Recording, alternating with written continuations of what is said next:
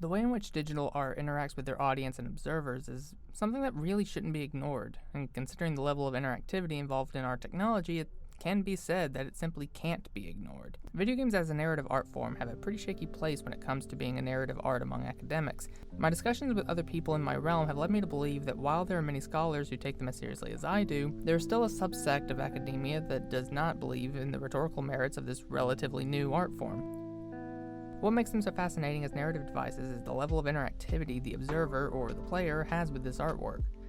This also brings into question the relationship between the player, the developer, and the artwork.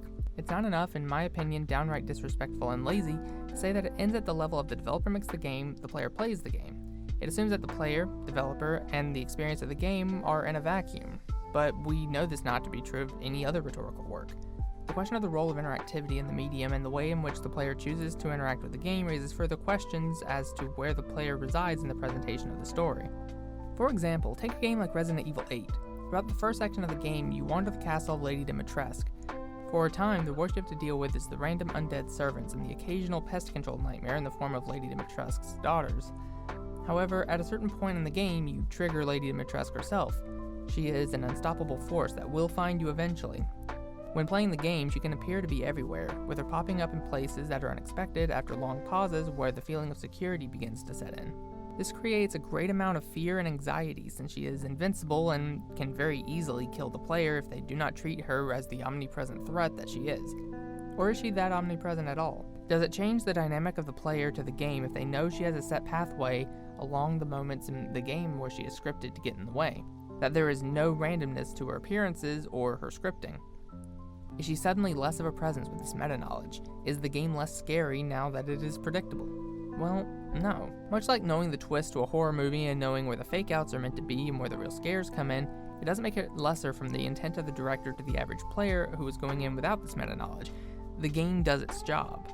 And while the individual player may not have the intended experience the director had in mind, the only thing that has truly changed is the way in which the player chooses to interact with the game.